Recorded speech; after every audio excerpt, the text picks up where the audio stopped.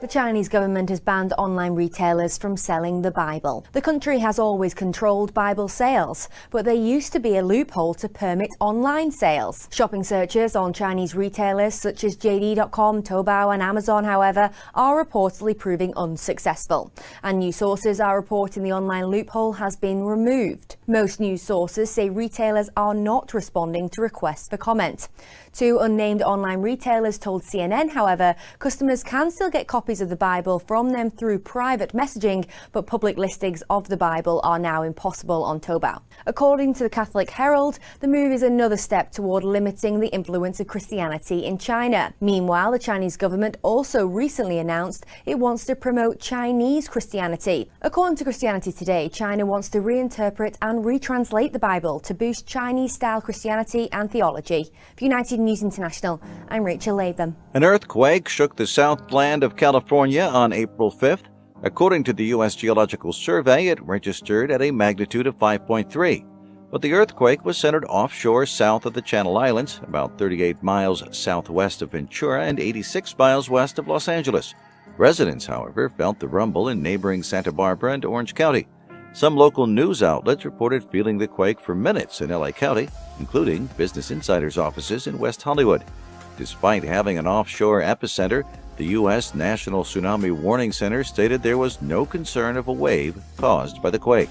On Friday, the Centers for Disease Control and Prevention reported the 13th week of flu season had reduced cases of influenza in the United States, but that a second strain, influenza B, was on the rise. UPI reported that rather than getting a strain of influenza A, you have a greater chance of getting influenza B. They carry roughly the same level of severity. Despite the second strain being on the rise, doctors have said that influenza B can be more easily and effectively treated than influenza A.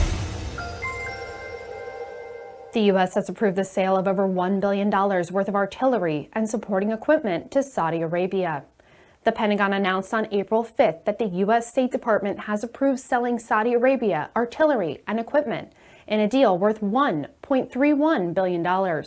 The Defense Security Cooperation Agency, in a statement, said that the sale, quote, will increase the Royal Saudi Land Forces' interoperability with U.S. forces and conveys U.S. commitment to Saudi Arabia's security and armed forces modernization. According to the notice of sale, the prime contractor is unknown at this time. The announcement is the latest in a series of U.S. defense sales to Saudi Arabia.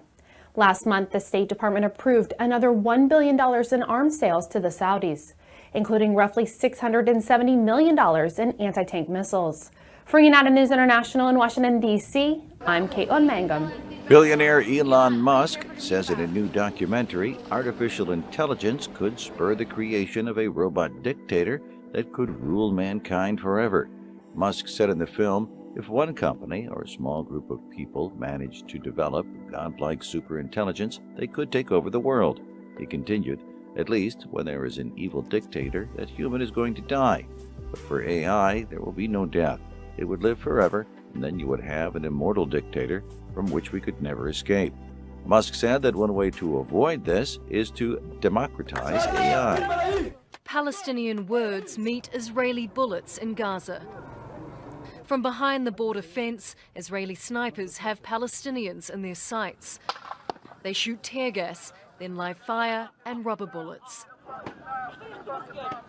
Still reeling from their bloodiest day in years, this was the area where last Friday Israeli snipers shot 700 Palestinians, 21 would die. A week later, they're back with a smokescreen and stretchers. The casualty numbers quickly climb. Injuries turn to fatalities. These tires that you're seeing, we're not bringing them for war or anything. We brought them to protect ourselves from Israeli snipers. Last Friday's killings happened on what the Palestinians call Land Day. It's an annual protest, an act of resistance to Israeli occupation and the seizure of land for illegal Jewish settlements. This year, Israel warned they'd open fire if anyone approached the border fence, and then they followed through. 1,400 people were injured, many shot by more than 100 Israeli snipers, some in the back as they ran away, another as he prayed. Given the large number of injuries and deaths, the ominous statements made by Israeli authorities in the days leading up to the protest, as well as indications that the individuals killed or wounded were unarmed or did not pose a serious threat to well-protected security forces, and in some cases were actually running away from the Green Line fence, there are strong indications that security forces used excessive force. Israel has ruled out any investigation by the United Nations or the European Union into disproportionate use of force. It blames Hamas for inciting its people. This is a travesty for the Palestinian people that the Hamas government is encouraging its people to attack Israel, is encouraging its people to commit acts of violence, and encouraging them to actually storm into Israel to try to destroy Israel and kill as many people as possible. Palestinians will camp here until the 15th of May, the day Israel was created 70 years ago. Others will continue to press on the border, taunting Israel's security forces and remembering what they've lost, loved ones and land. They hold mirrors to blind the snipers, hoping the world can see as they reflect the violence. Charlotte Ballas, Al Jazeera.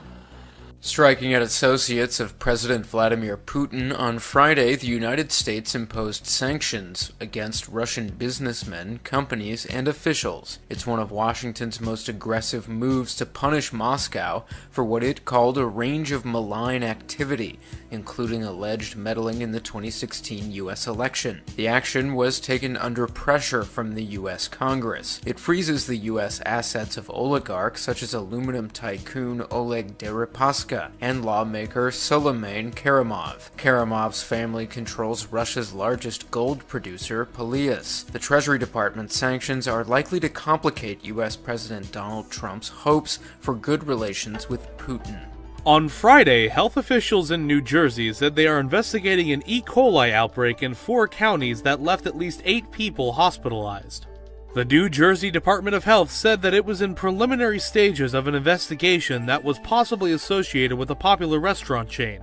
A Business Insider report cited county officials saying that the chain under investigation was Panera Bread and that it would be the chief focus of the probe.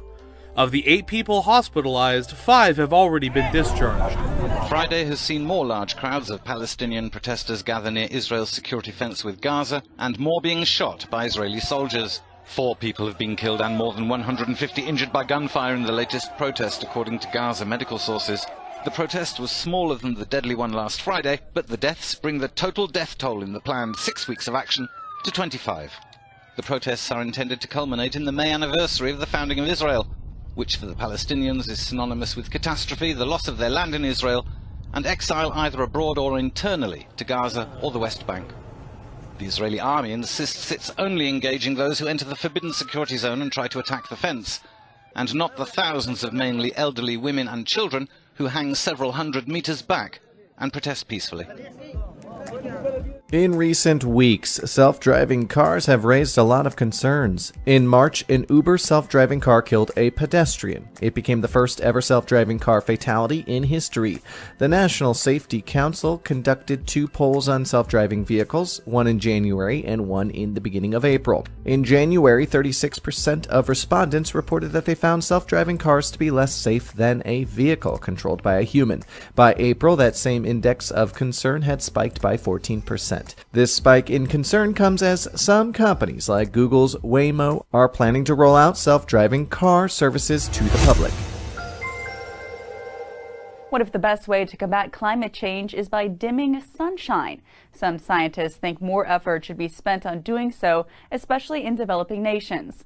Many Western universities like Harvard and Oxford have already started allocating resources into the study of so-called solar geoengineering. Solar geoengineering proposes the use of man-made chemical sunshade to cool the Earth and slow climate change. This could mean releasing aerosols into the atmosphere to limit the amount of sunshine that reaches the Earth. Doing so could curb catastrophic droughts or floods triggered by warming temperatures.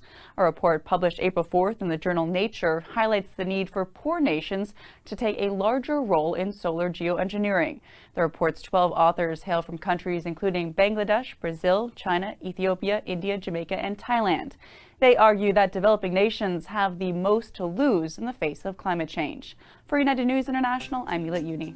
In an interview Friday on Bernie and Sid in the Morning on 77 WABC, Donald Trump admitted his tariffs against China could cause some pain in the markets. The president said, "I'm not saying there won't be a little pain, but the market has gone up 40%, 42%, so we might lose a little bit of it. But we are going to have a much stronger country when we are finished." He then added, "We may take a hit, and ultimately we're going to be much stronger for it, but it's something we have got to do." A woman who found out her parents' fertility doctor is her biological father through an online service is now suing him. Kelly Rowlett did a DNA test through Ancestry.com and was surprised to find it indicated a man named Gerald Mortimer as her biological father. After speaking with her parents, Howard Fowler and Sally Ashby, Rowlett eventually discovered Mortimer was their fertility doctor who performed an artificial insemination. The procedure was supposed to involve a mixture of Fowler's sperm and donor sperm. The couple requested the donor be a college student over 6 feet tall with brown hair and blue eyes. Mortimer told them he found such a donor, but then used his own sperm in the operation. At least that's according to a lawsuit the family filed against Mortimer and his clinic. The lawsuit alleges medical negligence, fraud, battery, emotional distress, and breach of contract. For United News International, I'm Matt Paul. A greeting between the British and Russian ambassadors, but it was clear when the meeting started that that is where the cordial relations ended. Russia called for this Security Council meeting to strongly reject UK allegations that Russia carried out the nerve agent attack. Господа, я даже не знаю, как это комментировать. Ladies and gentlemen, I don't even know what to say about this. It's some sort of theater of the absurd. Couldn't you come up with a better fake story? We all know what the worth of British intelligence information is, based on the experience of Tony Blair. We have told our British colleagues that you're playing with fire and you will be sorry. Diplomats tell me they see this council meeting as part of a pattern. When Russia is backed into the corner, it goes on the diplomatic offensive. We've seen fresh comments in recent hours on the Salisbury case from Foreign Minister Sergei Lavrov and from Russia's ambassador in London. On Wednesday, Russia called a meeting of the international body that oversees chemical weapons, the OPCW, and brazenly suggested a joint investigation by the UK and Russia. The idea was quickly voted down, but the British ambassador at the UN again referred to it, using a very British literary reference, the villain in the Sherlock Holmes books. Allowing Russian scientists into an investigation when they are the most likely perpetrators of the crime in Salisbury would be like Scotland Yard inviting in Professor Moriarty. So I don't think that's a tenable way forward. Instead, I fear that the Russian motive in calling for a Security Council meeting today is another step in the pattern of obfuscation and contempt for international institutions. It was at the beginning of March in the British city of Salisbury that the former spy Sergei Skripal and his daughter Yulia were incapacitated by a nerve agent known to have been developed by Russia. Yulia is getting better, and hours before the Security Council met, British police released a statement from her. It reads, "I woke up over a week ago now, and I'm glad to say my strength is growing daily. I'm grateful for the interest in me and for the many messages of goodwill that I've received." Russia and the UK are painting very different pictures of who was behind the attack on Miss Skripal and her father. The investigations by the UK authorities and by the OPCW are likely to be long and detailed, but even when they report their final conclusions, I think there's a strong chance Russia will reject them. James Bays, Al Jazeera at the United Nations.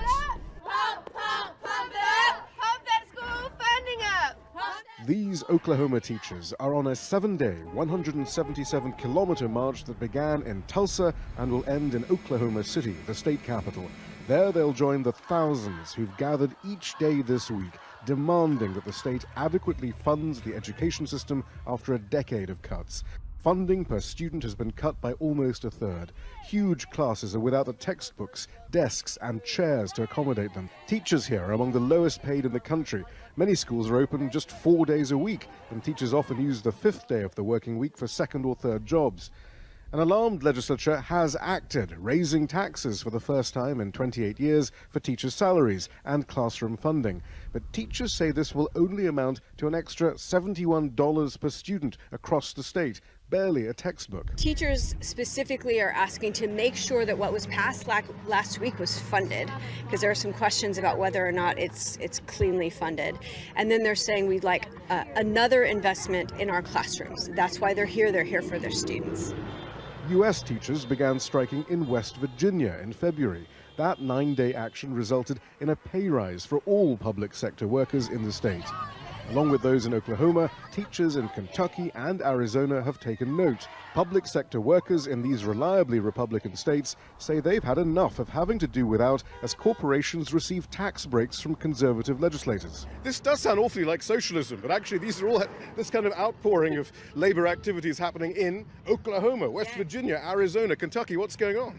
I think Americans are tired of the little people being shortchanged, and you know, our kids are our future, and they are tired of it. Everywhere we go. This isn't just about teachers' wages or classroom funding, but about whether a society can function if schools are sacrificed just so that well-connected corporations can pay less tax. Shia Britansi, Al Jazeera, Oklahoma. Hundreds of protesters filled the streets of Brooklyn after local police shot a black man with mental health issues. New York police shot Saheed Vessel on Wednesday, April 4th, after they received a call saying someone was aiming a pistol at people. Vessel was actually holding a metal pipe. Video released showed the 34-year-old holding the pipe and pointing it like a gun on the street. He had both hands on the pipe and aimed it at police before they shot him 10 times. Police said they believed he had a gun. Vessel's father, Eric, told news organizations his son had bipolar disorder but wasn't on medication. People gathered to march on Thursday from the site of the shooting to the police station. They chanted "Justice for Saheed" while carrying signs with his photo and speaking against the NYPD. The shooting comes only weeks after white police officers killed an unarmed black man in Sacramento. For United News International, I'm Rachel Latham. New Jersey health officials are reportedly investigating Panera Bread for a possible link to several cases of E. coli illnesses. The illnesses span 4 counties. Sarah Parament, public health epidemiologist in Warren County, told NJ.com one Panera location in Phillipsburg, New Jersey is the chief focus of the probe. She added that the matter is still under investigation, so the state health department has not officially named Panera as the source of the outbreak. On Friday, India's ruling Bharatiya Janata Party staged a 300-strong rally in the country's financial capital of Mumbai. The next general elections are a year out. The massive rally was a move seen as a show of strength ahead of expected general elections. They're due by May of 2019. The rally was fronted by the BJP's powerful president Amit Shah, a close friend of Prime Minister Narendra Modi. He used the platform to hammer opposition party chief Rahul Gandhi, taunting him with the nickname Rahul Baba. The name can mean baby in Hindi. Shah also used the opportunity to praise Modi's 4 years of governance. In a news release, the Seminole County Sheriff's Office said that a German Shepherd named Max helped firefighters locate 2 children in a burning house in the Orlando suburb of Longwood. Neighbors who saw the spreading fire called 911 and broke in the windows to rescue the children's mother, Margot Fieser. Max was then able to help firefighters locate Margot's husband and 2 children. The Fieser family was hospitalized for conditions ranging from serious to critical, and their dog Max was treated for smoke inhalation.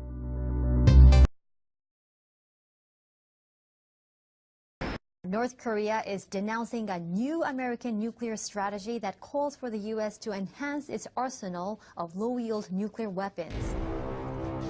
A spokesperson for the North Foreign Ministry's Institute of American Studies says the U.S. strategy is a declaration of war against the world. As part of our defense, we must modernize and rebuild our nuclear arsenal, hopefully never having to use it, but making it so strong and so powerful that it will deter any acts of aggression by any other nation or anyone else.